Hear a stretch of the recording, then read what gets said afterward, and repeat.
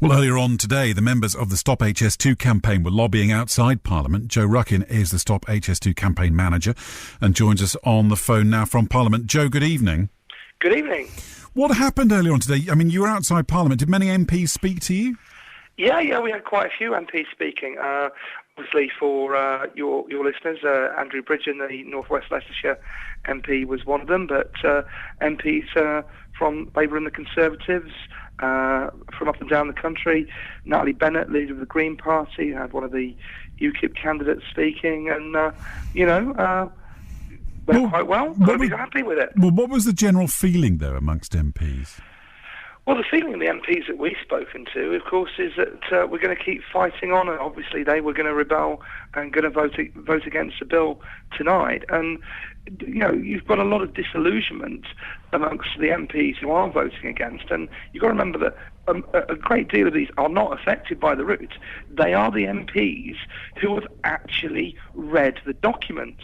The best example is Barry Shearman, the Labour MP for Huddersfield, who admitted, I was conned by the spin, and then I started reading the documents, and he's realised that it's, the case for HS2 has just been completely made up. What David Cameron, what your clip of David Cameron was saying there was absolutely ridiculous. We need to join the high-speed rail revolution. Well, everywhere across the world where you look, they have been financial basket case because they have never used, so they've never managed to get the grossly inflated passenger forecast used to justify but the ultimately, construction. and that's the kind of no argument, isn't it? But of course, equally, the yes argument would say that if we stick with effectively a Victorian railway system, that actually we are going to go backwards, and the Victorians would no more have had an argument about this than flown, would they? It's a question of does the nation need it? Yes, it causes some problems. Yes, it's expensive, but in 50 years' time, will they be saying, well, that was a good thing that they did? Well, what you've got to remember is when the Victorians built railways, one, it was all done by private capital, and two, you were a good 75 years before the car had been invented. And, to say that we need a railway now when so much has changed in the world But passenger around numbers are going up. We're constantly told that more capacity is needed. These are all realities, aren't they? We're told, passenger numbers are going up, but not for the long-distance intercity journeys, which are generally the reserve of the rich business elite and, of course, MPs.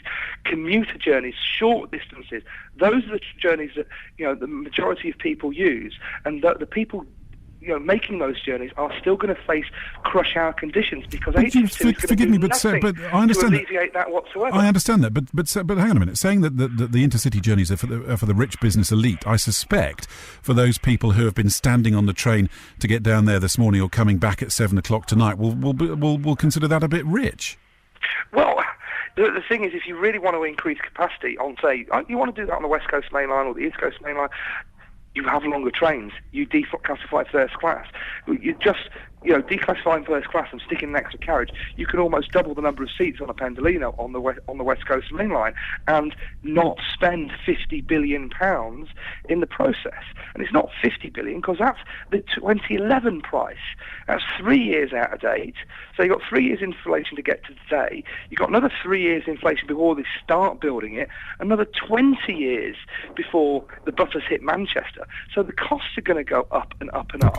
And the thing is, a conventional railway does actually far more for the country because it has these things called stations.